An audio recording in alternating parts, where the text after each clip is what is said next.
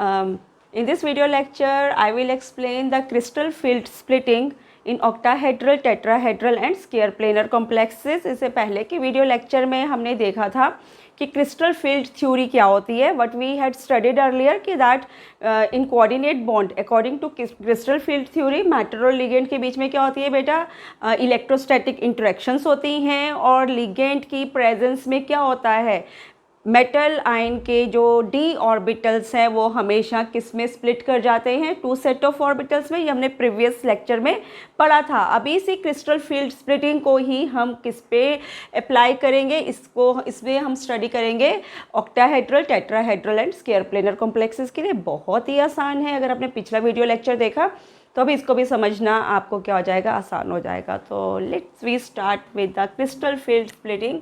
First of all in octahedral complexes. बेटा बहुत आसान है. अब देखो ये जो क्रिस्टल फील्ड स्प्लिटिंग है ये किस पे डिपेंड करती है बेटा, ये डिपेंड करती है कॉम्प्लेक्स की ज्योमेट्री कैसी है. ऑक्टाहेड्रल, टेट्राहेड्रल, स्क्वायर प्लेनर तीनों ही केसेस में कॉम्प्लेक्सेस की ज्योमेट्री क्या है, अलग है. तो ऑब्वियसली स्प्लिटिंग भी क्या हो जाएगी, डिफरेंट. क्योंकि व्हाट आई सेड कि बेटा splitting will depend on the geometry of the coordinate compound also. कैसे, सो देखते हैं ज़रा वन बाय वन एग्जांपल्स लेके. सबसे पहले क्या है ऑक्टाहेड्रल कॉम्प्लेक्स. देखो यहाँ पर हम इसे कैसे ड्रॉ करेंगे इस डायग्राम को. हमें पता है कि 5 टाइप्स के डी ऑर्बिटल्स होते हैं, ठीक है ना. 5 ऑर्बिटल्स होते हैं. जब हम डी ऑर्बिटल्स की बात करते हैं कौन कौन से, d x y, d Y Z, D Z x, d x square minus y square and d z square. बेटा अर्लियर तो ये पांचों के पांचों डी ऑर्बिटल्स क्या होते हैं, डी जनरेट होते हैं. ये क्या होते हैं, डी जनरेट का मतलब ये क्या है कि पांचों की एनर्जी क्या है, सेम है. ये स्टेट कब, जब मेटल अभी कौन सी स्टेट में है, मेटल आयन अभी फ्री स्टेट में है ना. और इसे हम स्टेट 1 भी कहते हैं, राइट. ये सब हमने पिछले लेक्चर में देखा था.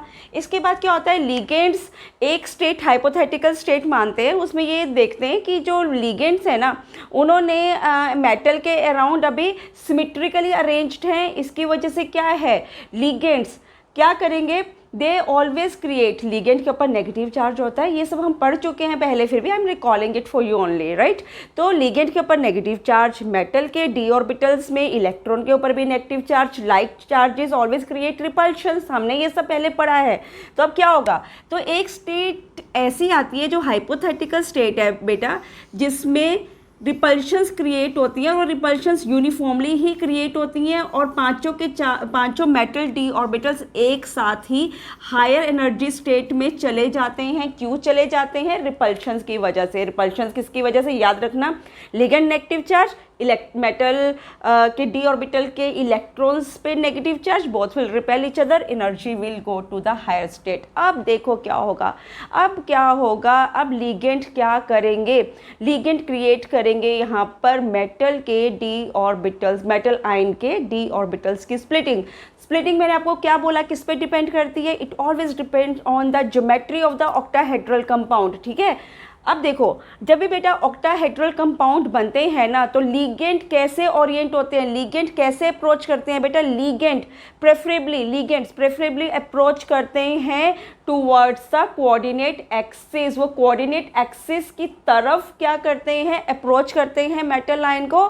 They never approach towards the side that is in between the axis, ठीक है ना. तो ऐसे डी ऑर्बिटल्स जो कि कोऑर्डिनेट एक्सिस के ऊपर प्रेजेंट हैं, ठीक है ना, which lie on the coordinate axis, हमेशा लिगेंड उनको ज़्यादा अफेक्ट करेंगे in comparison to those orbitals which lie in between the axis. क्यों, क्योंकि it all depends on the geometry. अगर हम ऑक्टाहेड्रल कंपाउंड्स की ज्योमेट्री देखें तो लिगेंड्स का अप्रोच हमेशा किस तरफ से होगा, it is always towards the axis, never in between the axis. तो इसका मतलब कौन से ऑर्बिटल्स ज़्यादा अफेक्ट होंगे, ऐसे ऑर्बिटल्स ज़्यादा अफेक्ट होंगे which will lie on the axis, क्योंकि लिगेंड्स भी वहीं से अप्रोच कर रहे हैं. तो ऐसे ऑर्बिटल्स को रिपल्शंस क्या मिलेंगी, ज़्यादा मिलेंगी. सो ऐसे orbitals which are lie on the axis will experience more repulsions from the ligand. उनके इलेक्ट्रॉन्स, डी ऑर्बिटल के इलेक्ट्रॉन्स जो कि एक्सिस पे प्रेजेंट हैं, ठीक है ना. ऐसे d orbitals which are present on the axis they will experience more repulsions। तो obviously यहाँ पर जो ligand का नेगेटिव चार्ज है ऐसे ऑर्बिटल्स के इलेक्ट्रॉन्स के वजह से रिपल्शंस को ज़्यादा क्रिएट करेंगे। तो अब क्या होगा, मैंने आपको क्या बोला, हमेशा ये टू सेट ऑफ ऑर्बिटल्स में क्या कर जाते हैं, स्प्लिट कर जाते हैं। तो अगर हम देखें तो टू सेट ऑफ ऑर्बिटल्स कैसे बनेंगे, देखो ऐसे होते हैं हमेशा सेट ऑफ ऑर्बिटल्स, ये एक सेट बनता है ऑर्बिटल का और ये दूसरा बनता है। We know that d x square y square d z square they always lie on the axis. मैंने क्या बोला, ऐसे ऑर्बिटल्स को ज़्यादा रिपल्शन मिल रहा है, ज़्यादा रिपल्शन मिल रही है तो बेटा ये ऑर्बिटल्स हमेशा चले जाएंगे ऊपर। दैट मीन्स कि D x square energy wise इनको हायर एनर्जी स्टेट मिल जाएगी, जबकि ये तीन ऑर्बिटल्स जो हैं ये क्या रहेंगे, d x y d Y Z D Z x. बेटा ये क्या आ जाएंगे, इनकी एनर्जी कम हो जाएगी। कम कैसे हो जाएगी, कम नहीं बोलेंगे, बस बोलेंगे कि इनको रिपल्शंस कम मिल रही हैं। इन ऑर्बिटल्स को रिपल्शन ज़्यादा मिली, इन ऑर्बिटल्स को रिपल्शंस कम मिली। क्यों, because of the orientation, because of the geometry of the coordinate compound and the orientation of the ligand around the metal, and this I already taught you, right? तो ये to set of orbitals में बेटा ये क्या कर जाते हैं, split कर जाते हैं, ठीक है ना।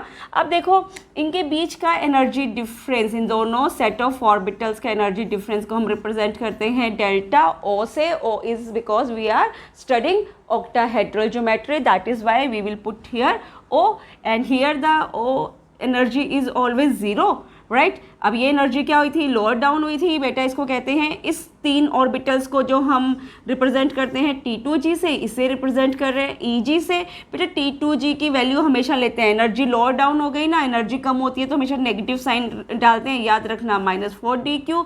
इसकी वैल्यू क्या है EG की, it is +6dq। Last lecture में समझाया था, ये यूनिट्स हैं।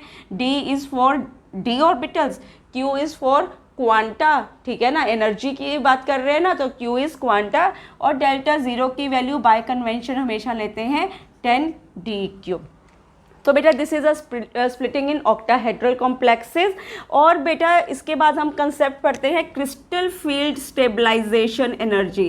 बेटा क्रिस्टल फील्ड स्टेबलाइजेशन क्या होती है, this is the stabilization which is provided to the complex due to the splitting of d orbitals of metal ion, ठीक है। तो ये जो स्टेबलाइजेशन मिली ये किस वजह से मिली, क्योंकि मेटल के डी ऑर्बिटल्स क्या हो गए थे बेटा, they were split in the environment of the ligands. तो इस एनर्जी को हम क्या कहते हैं, इसे हम कहते हैं क्रिस्टल फील्ड स्टेबलाइजेशन एनर्जी। अब देखो क्रिस्टल फील्ड स्टेबलाइजेशन एनर्जी ना एग्जाम्स में निकालने के लिए आ जाती है, तो इसको अभी हम निकालना सीखते हैं। मैं आपसे 3-4 सिस्टम डिस्कस करती हूँ, ध्यान से सुनो। पहले तो ध्यान में रखना बेटा D1 D2 D3 और D8 D9 एंड D10। बेटा इन सब का एक ही केस बनेगा, इलेक्ट्रॉन्स को जब हम ए सिस्टम्स पढ़ेंगे ना, इन सब का सिर्फ सिंगल केस बनेगा। कैसे, मैं 2-3 आपको डिस्कस करके दिखाती हूँ व्हाट आई वांट टू से, पहले ध्यान से समझो। D1 सिस्टम से शुरू करें, क्रिस्टल फील्ड स्टेबलाइजेशन एनर्जी निकालना। ओके, D1 दैट मीन्स कि D ऑर्बिटल में कितने इलेक्ट्रॉन, 1। हमें पता है +2 से पढ़ते आ रहे हैं हमेशा, पहले तो इलेक्ट्रॉन लोअर एनर्जी स्टेट में रहना प्रेफर करते हैं, ठीक है ना। तो हमने एक इलेक्ट्रॉन को लोअर ऑर्बिटल्स में क्या कर दिया, फिल कर दिया। क्या निकालना है, क्रिस्टल फील्ड स्टेबलाइजेशन एनर्जी। मैंने आपको क्या बोला, मैंने कहा यहाँ पर ये तीनों T2G हैं, सबकी एनर्जी कितनी है, -4dq। तो इन तीनों ऑर्बिटल्स की एनर्जी कितनी है, -4dq। पहले ऑर्बिटल में इलेक्ट्रॉन गया, कितना इलेक्ट्रॉन गया, 1। कितनी एनर्जी है इनके साथ एसोसिएट, आई सेड -4dq। क्या आंसर निकलेगा, crystal field stabilization energy is -4dq। एक और केस कर लेते हैं, चलो D3 का केस लेते हैं। ले तो कितने भी सकते हैं पर मैं रैंडमली पिक कर रही हूँ। तो यहाँ पे 3 इलेक्ट्रॉन्स, D3 का मतलब 3 इलेक्ट्रॉन्स यहाँ पे फिल हो गए। तो क्या होगा, कितने इलेक्ट्रॉन्स हैं यहाँ पर टोटल, 3। तो 3 इंटू तीनों ऑर्बिटल्स की एनर्जी मैंने आपको कितनी समझाई, -4dq, क्या बना, -12dq। अब मैंने आपको क्या बोला था, D1 D2 D3 एक ही केस बनेगा, क्योंकि इलेक्ट्रॉन्स अभी ऊपर नहीं जा सकते, 3 ऑर्बिटल्स नीचे प्रेजेंट थे, 3 ही इलेक्ट्रॉन्स है, या तो एक D1 है, D2 है, D3 है, वो हमेशा यहीं पर ही प्रेफरेबली फिल करेंगे, सबसे पहले लोअर एनर्जी स्टेट्स फिल होती है, फिर हायर एनर्जी स्टेट्स फिल होती है। तो D1 D2 D3 तक क्या रहेगा, सिर्फ सिंगल केस रहेगा। अब देखो तब क्या, अगर इलेक्ट्रॉन D4 में चला जाए, चलो यहाँ पर अब केस सिंगल नहीं रहेगा, यहाँ पे 2 केसेस बन सकते हैं। कैसे, समझे ज़रा।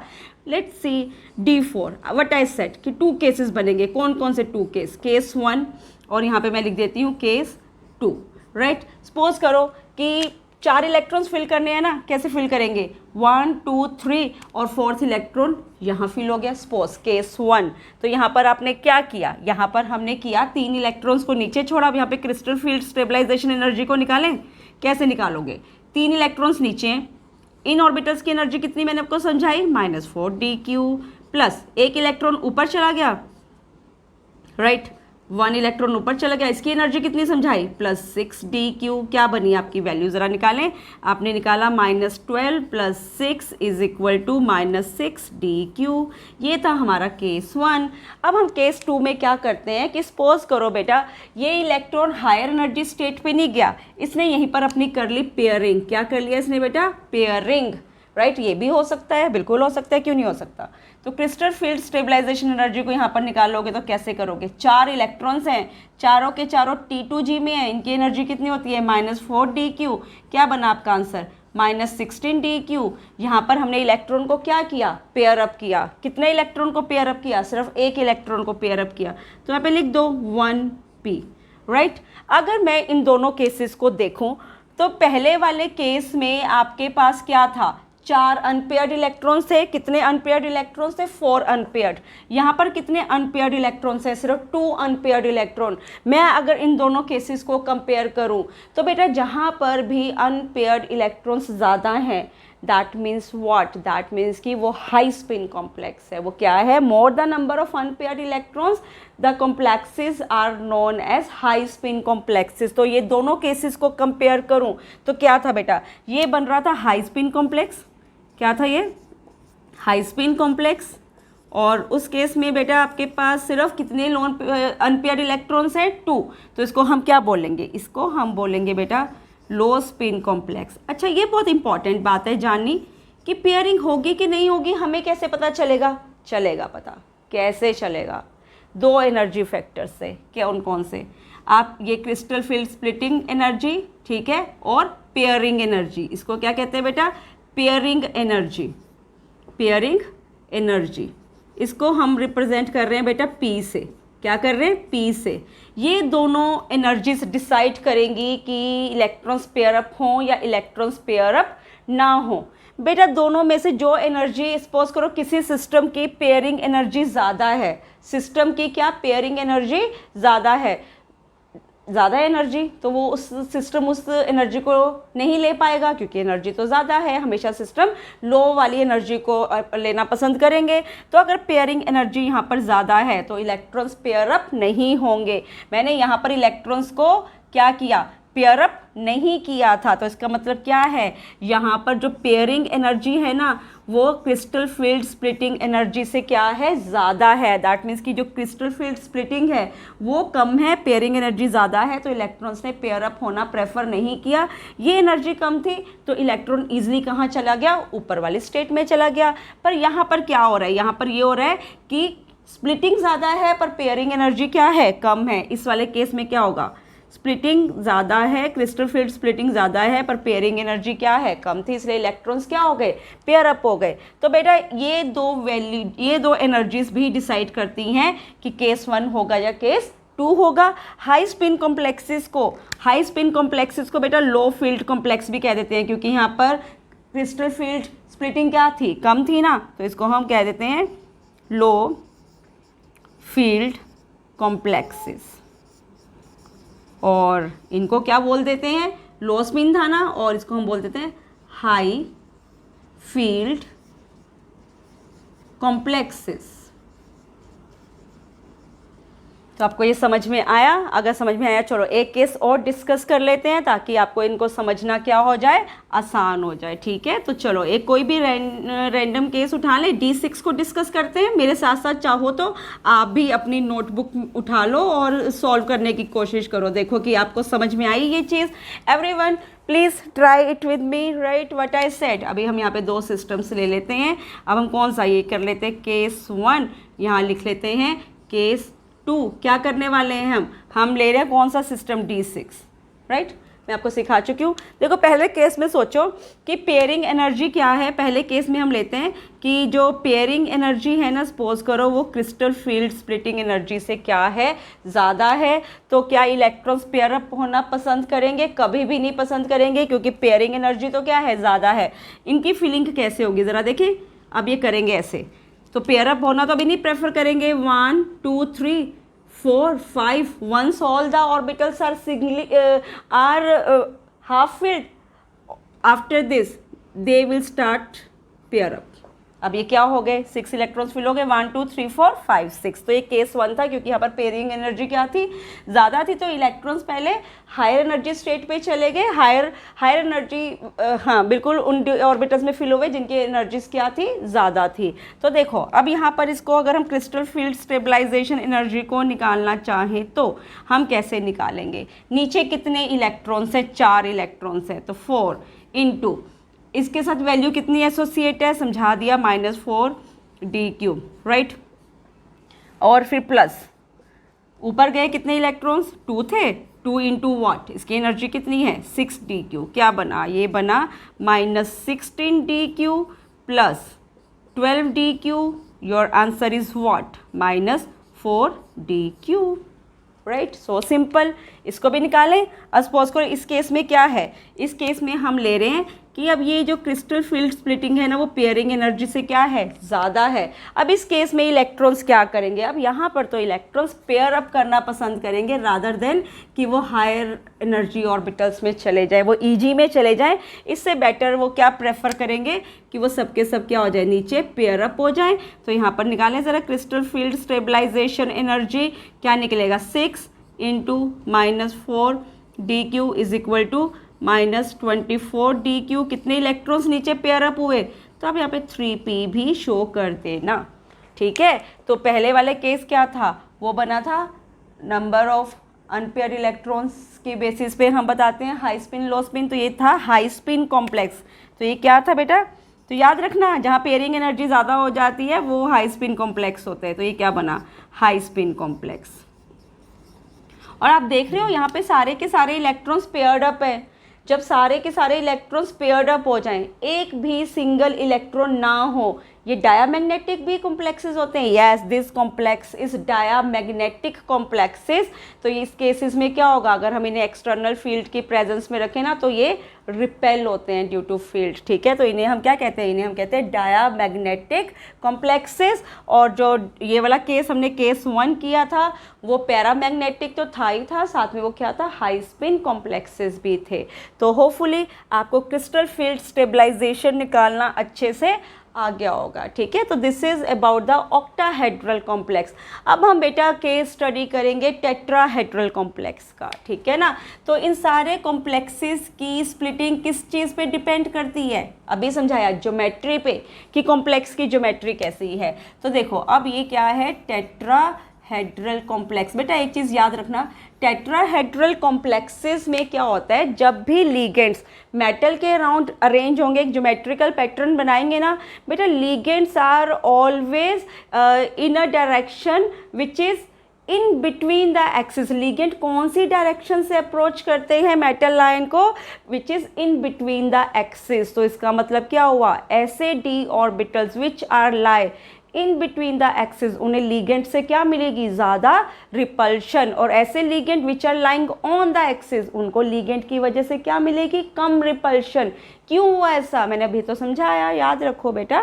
This is only because of the geometry of the octahedral complex. हमने ये कोई थ्योरेटिकली बातें नहीं कर रहे हैं, they are all like this, कि उनकी ज्योमेट्री ऐसी है। ज्योमेट्री ऐसी क्यों है, हम वेस्पर थ्योरी में पढ़ चुके हैं कि टेट्रागनल या ऐसी कोई ज्योमेट्री होती है, टेट्राहेड्रल ज्योमेट्री या कोई भी ज्योमेट्री होती है, कोई भी शेप होती है, क्यों एक्वायर होती है, मॉलिक्यूल्स ऐसी क्यों एक्वायर करते हैं, ताकि बॉन्ड पेयर के बीच में रिपल्शंस क्या हो सके, कम हो सके। खैर हम इतना डिटेल में इतना पीछे नहीं जाएंगे, बस तुम ये याद रख लो कि स्प्लिटिंग डी ऑर्बिटल्स की कोऑर्डिनेशन कंपाउंड्स में किस पे डिपेंड करेगी, उनके ज्योमेट्री पे डिपेंड करेगी, राइट। और टेट्राहेड्रल में क्या हो रहा है, लिगेंड्स कैसे अरेंज है, ligands are arranged around the metal from the direction which is lie in between the coordinate axis, ठीक है ना। तो इसलिए ऐसे d orbitals which are lying in between the coordinate axis, ऐसे इलेक्ट्रॉन्स को जो डी ऑर्बिटल में, ऐसे डी ऑर्बिटल में जो इलेक्ट्रॉन्स प्रेजेंट हैं, उन्हें लिगेंड से अब क्या मिलने वाली है, ज़्यादा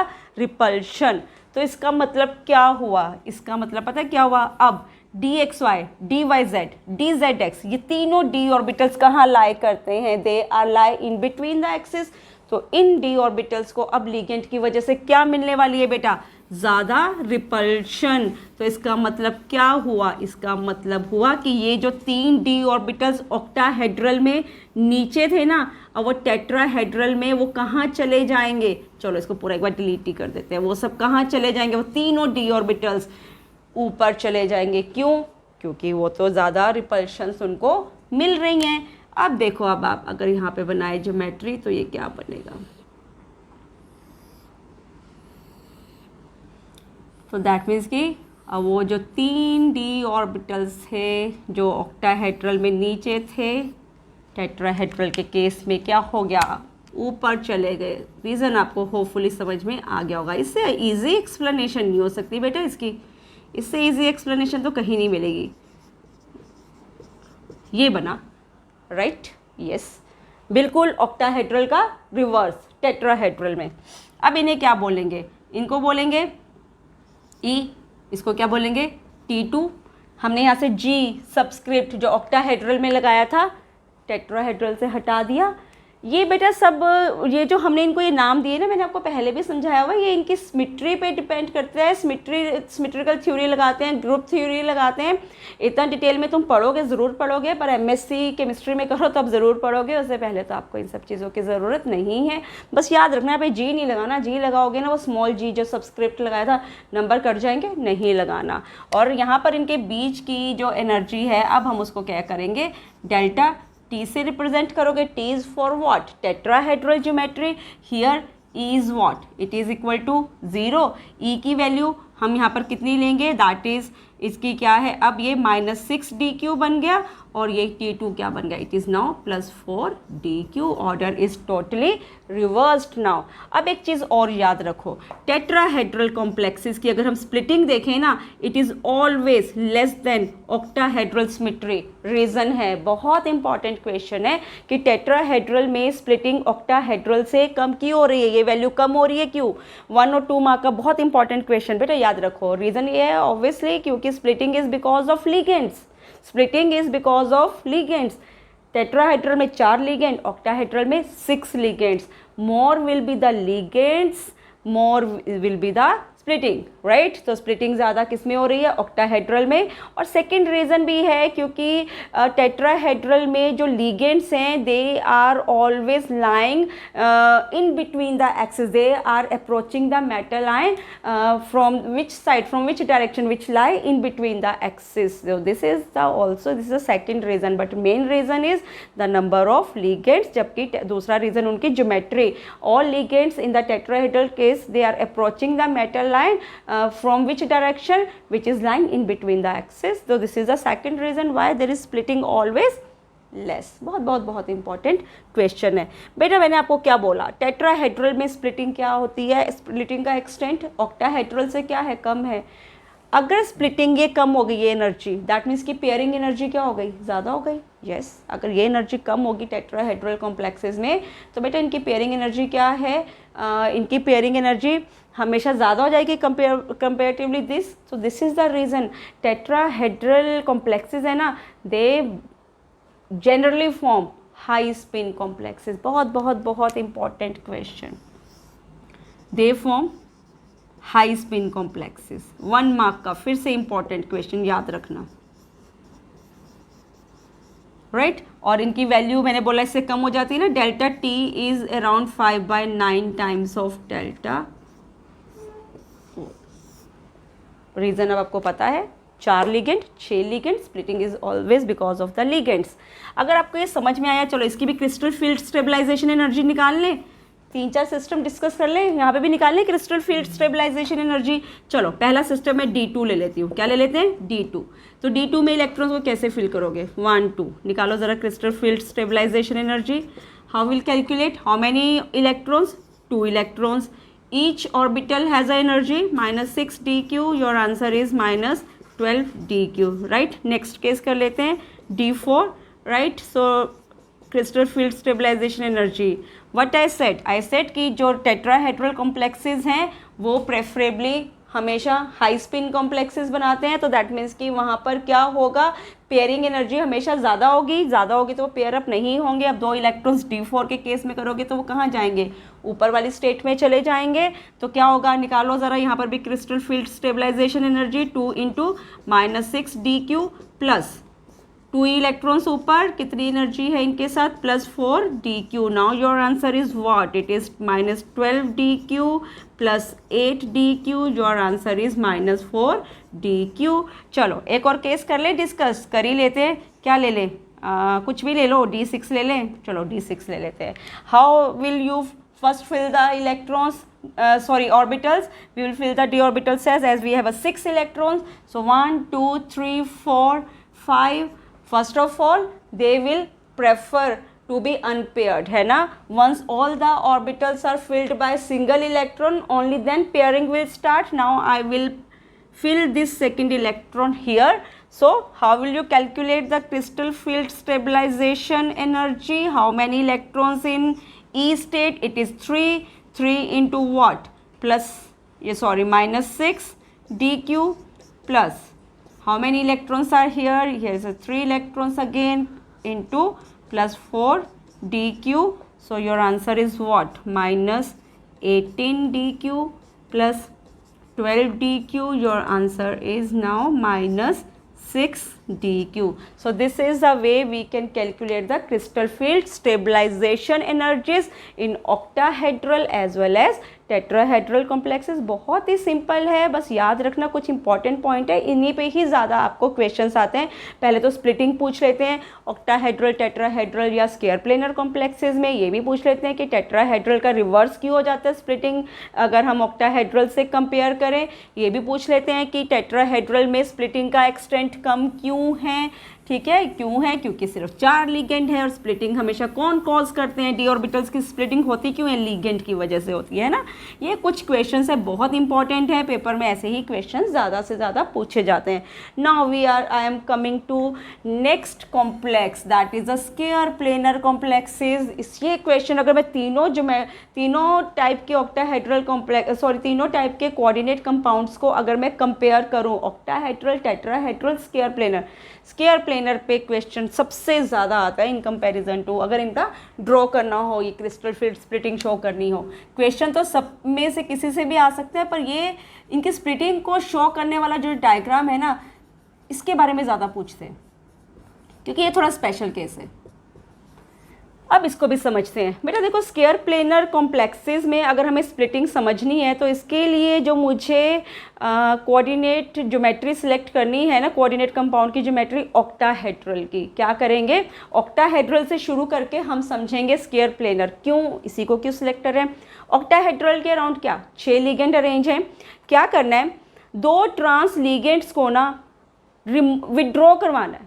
2 ट्रांस लिगेंड को, ऑक्टाहेड्रल के 6 लिगेंड, ठीक है, किन्हीं भी 2 ट्रांस लिगेंड्स को क्या करवाना है, विड्रॉल करवाना है, उनको वहाँ से विड्रॉ करवाना है। और कौन से प्रेफरेबली हम ट्रांस लिगेंड को सिलेक्ट करते हैं बेटा, जो जेड एक्सिस पे प्रेजेंट होते हैं। तो preferably 2 trans ligand octahedral complexes के जो कि जेड एक्सिस पे प्रेजेंट है, उन दो ट्रांस लिगेंड्स को क्या करवाना है बेटा, अपनी जगह से वहाँ से उनको रिमूव करवाना है। तो हम समझ सकते हैं क्या स्केयर प्लेनर कॉम्प्लेक्सेस, मैंने क्या बोला, हम जेड एक्सिस के लिगेंड को अगर विड्रॉ करवा रहे हैं मेटल से, तो जो एक्स और वाई एक्सिस पे लिगेंड्स प्रेजेंट है ना, जेड वाले लिगेंड दूर जा रहे हैं दोनों तरफ से, तो एक्स और वाई वाले जो लिगेंड है ना, जो एक्स और वाई एक्सिस पे प्रेजेंट है या उस डायरेक्शन में प्रेजेंट हैं, वो क्या करेंगे, they will come closer to metal line. अब ये वाले लिगेंड मेटल लाइन के ज़्यादा क्लोजर आएंगे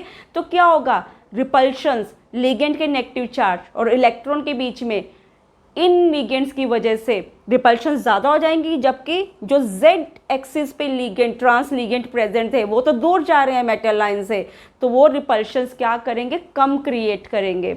ठीक है, तो आया आपको समझ में, होपफुली आया। फिर भी यहाँ इसको ड्रॉ करके मैं आपको समझाती हूँ कैसे। मैंने आपको बोला हमने किससे शुरू करना है, हमने शुरू करना है ऑक्टाहेड्रल ज्योमेट्री से। ये रही पहली स्टेट है ना, दिस इज स्टेट 1। पिछला ही डायग्राम ड्रॉ कर रही हूँ, फिर से नहीं एक्सप्लेन करूँगी। यहाँ पर क्या होगी, कौन सी स्टेट आ गई बेटा, 1 2 3 4 5, ये कौन सी स्टेट है, दिस इज स्टेट 2। अब हमने क्या देखा, स्प्लिटिंग हो गई थी। कैसे स्प्लिटिंग हो गई थी, कैसे सीखा था आपने, ज़रा देखें इसको भी एक बार। स्प्लिटिंग का ऑर्डर ऐसे किया था, राइट। और इसको ज़रा हम यहाँ पे नाम लिखें, ये क्या थे हमारे पास, ये थे d x y, d Y Z, D Z x, d x, यही सीखा था ना ऑक्टाहेड्रल की स्प्लिटिंग में। मेरे को इसको ऑक्टाहेड्रल से ही एक्सप्लेन करना है। अब मैंने क्या बोला, मैंने बोला अगर मुझे इसको समझना है स्केयर प्लेनर को, तो हम क्या करेंगे, दो ट्रांस लिगेंड जो कि जेड एक्सिस पे प्रेजेंट हैं, उनको हमने विड्रॉ करवाना है। अभी हम उन्हें इलोंगेट करवा रहे हैं, क्योंकि उन्हें दूर करने के लिए ऐसे लिगेंड्स को मेटल लाइन से दूर लेकर जाना पड़ेगा। जब आप ऐसे लिगेंड को मेटल लाइन से दूर लेकर जाते हो, वो भी जेड एक्सिस पे जो प्रेजेंट है, तो क्या होगा, जेड एक्सिस के लिगेंड ऐसे डी ऑर्बिटल्स में रिपल्शन कम क्रिएट करेंगे। तो इसका मतलब क्या हुआ बेटा, इसका मतलब ये हुआ कि एक्स और वाई वाले लिगेंड्स को रिपल्शन ज़्यादा मिलेगी। तो क्या होगा, ये हायर एनर्जी स्टेट पे चले जाएंगे। ये चले जाएंगे कहाँ पर, अगर मैं अब इनकी भी स्प्लिटिंग होगी, अब तीन ऑर्बिटल्स की क्या होगी बेटा, स्प्लिटिंग होगी। क्यों, क्योंकि यहाँ पर अब इन्वायरमेंट डिफरेंट हो रहा है लिगेंड्स का।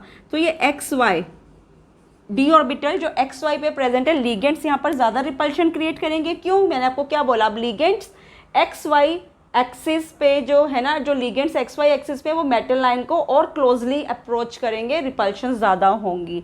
और ये क्या हो जाएगा, ये हो जाएगा D Y Z D Z X. और जो जेड एक्सिस के लिगेंड्स है वो तो रिपल्शंस क्या कर रहे हैं, कम क्रिएट कर रहे हैं। तो ये दो सेट ऑफ ऑर्बिटल में टूट जाएगा। सिमिलरली ये जो ईजी था ना, ये भी 2 सेट ऑफ ऑर्बिटल में टूट जाएगा। क्या सोच सकते हो कौन से ऑर्बिटल ऊपर चले जाएंगे और कौन सा ऑर्बिटल नीचे चला जाएगा, can you think of it? Obviously x square minus y square, इनको रिपल्शन मिलेंगी ज़्यादा, और डी जेड स्क्वायर, यहाँ पे लिख दूँ डी जेड स्क्वायर को रिपल्शंस क्या मिलेंगी, कम मिलेंगी। अब यहाँ पर तो अभी हमने क्या किया, अभी तो हम ट्रांस लिगेंड्स को सिर्फ दूर लेकर जा रहे हैं, ठीक है ना। अभी फुली उन्हें रिमूव नहीं किया, उन्हें अभी दूर लेकर जा रहे हैं बेटा। जब हम ऑक्टाहेड्रल ज्योमेट्री में दो ट्रांस लिगेंड्स को जो कि जेड एक्सिस पे उन्हें इलोंगेट करें, उन्हें दूर लेकर जाएं, पता है कौन सी ज्योमेट्री मिलेगी आपको, यहाँ पर आपको मिलेगी विच, टेट्रागनल ज्योमेट्री। कौन सी ज्योमेट्री है ये, tetragonal geometry. Square planar geometry के लिए क्या करना पड़ेगा, जेड एक्सिस से दो ट्रांस लिगेंड को बिल्कुल ही अब क्या कर देना है, रिमूव कर देना है। अगर हमने दोनों ट्रांस लिगेंड्स को जेड एक्सिस से रिमूव कर दिया स्केयर प्लेनर ज्योमेट्री के लिए, क्या होगा बेटा, अब इस केस में ये होगा कि यहां से जो डी वाई जेड हैं, डी जेड एक्स हैं ऑर्बिटल, इनको तो बिल्कुल ही रिपल्शन क्या मिली, कम। और ये तो प्योरली जेड स्क्वायर था, प्योर जेड वो है ना ऑर्बिटल है कोई, तो ये तो बिल्कुल इसकी एनर्जी क्या हो जाएगी, इसकी एनर्जी और भी क्या हो जाएगी, कम। डी जेड स्क्वायर यहाँ आ जाएगा। अब क्या होगा, ये ऑर्बिटल थोड़ा हायर उसमें चला गया एनर्जी स्टेट में। क्यों? क्योंकि अगर आपने बिल्कुल ही रिमूव करवा दिए जेड एक्सिस से लिगेंड को, तो लिगेंड एक्स वाई पे और नियर बाय आएंगे मेटल आयन के, इनको रिपल्शंस मिलेंगी और ज़्यादा। और यहाँ से ऑब्वियसली ये लिगेंड तो थोड़ा सा, और लिगेंड नहीं sorry, not ligand sorry, orbital, इनको और ज़्यादा मिलेंगी रिपल्शन। तो d x square minus y square यहाँ, ठीक है। तो अब ये जो हमें मिला ना पैटर्न, ये किसका मिला? ये मिला बेटा मुझे स्क्वायर प्लेनर का। किसका मिला? Square planar. और इनके बीच की जो एनर्जी डिफरेंस है, इसको हम बोलेंगे delta S P, square planar के लिए एस पी। तो this is for tetragonal. Tetragonal में अभी जस्ट हम लिगेंड्स को, जेड एक्सिस के जो ट्रांस लिगेंड्स हैं उनको दूर लेकर जा रहे हैं मेटल लाइन से, उसकी वजह से एक्स वाई एक्सिस पे जो लिगेंड है वो नियर बाय मेटल के और ज़्यादा रिपल्शन क्रिएट कर रहे हैं। तो एक्स वाई वाले ऑर्बिटल्स एनर्जी ज़्यादा ले लेंगे, जबकि जेड वाले ऑर्बिटल्स की एनर्जी क्या हो जाएगी? कम हो जाएगी। जबकि स्क्वायर प्लेनर में हमने उनको बिल्कुल ही विड्रॉ करवा दिया, बाहर निकाल दिया, रिमूव कर दिया वहाँ से मेटल लाइन से, तो ज्योमेट्री अब जो मिलेगी वो मिलेगी स्क्वायर प्लेनर। ऐसे केसेस में z square d Y Z D Z x orbitals की एनर्जी कम, जबकि एक्स स्क्वायर वाई स्क्वायर और एक्स वाई ऑर्बिटल्स की एनर्जी और ज़्यादा, क्योंकि वहाँ पर रिपल्शंस भी ज़्यादा। तो होपफुली आपको इनकी स्प्लिटिंग बहुत अच्छे से समझ में आई होगी। पेपर में क्वेश्चन ना आए नॉट पॉसिबल। आपको क्वेश्चंस कैसे पूछ रहे थे, मैंने आपको बोला सीधा आ जाता है क्वेश्चन कि explain the splitting in square planar complexes, या explain the splitting in octahedral complexes और टेट्राहेड्रल कॉम्प्लेक्सेस, या दे कैन आस्क कि why splitting in tetrahedral complexes is always less than octahedral complexes. या क्वेश्चन आ जाता है कि define crystal field stabilization energy and find out the crystal field stabilization energy in D6 system और D8 system और D2 system. System हमेशा mention होगा। या आपको कोई दे देंगे, जैसे आपको उन्होंने दे दिया निकल 2 पॉजिटिव की क्रिस्टल फील्ड स्टेबलाइजेशन निकालो, तो अगर आप निकल 2 पॉजिटिव करते हो तो क्या निकलता है? ये आप क्या बनाते हो? आप बनाते हो ऑर्गन, आर्गन क्या बन के 3D8, तो ये कौन सा सिस्टम बन गया? D8। तो दैट मीन्स कि आपको D8 सिस्टम की निकालनी है क्रिस्टल फील्ड स्टेबलाइजेशन एनर्जी। या तो डायरेक्ट आपको दे देंगे या आपको कोई मेटल लाइन दे देंगे, तो सबसे पहले आप देखोगे कि उसमें कितने D इलेक्ट्रॉन्स प्रेजेंट है, उसके अकॉर्डिंगली फिर आप क्रिस्टल फील्ड स्टेबलाइजेशन निकालोगे। पर ध्यान में रखोगे कि ऑक्टाहेड्रल है, ये क्या है? टेट्राहेड्रल। बस इसी तरह के क्वेश्चन आते हैं। अब इसमें नंबर कटवाने का तो कोई मुझे रीज़न नज़र नहीं आता, इतने अच्छे से आपको एक्सप्लेन कर दिया और हमने इसको ऑलरेडी पिछले लेक्चर में भी समझा हुआ है। सो होप सो आपको ये लेक्चर बहुत अच्छे से समझ में आया होगा, आपके काफ़ी डाउट्स क्लियर हो गए होंगे।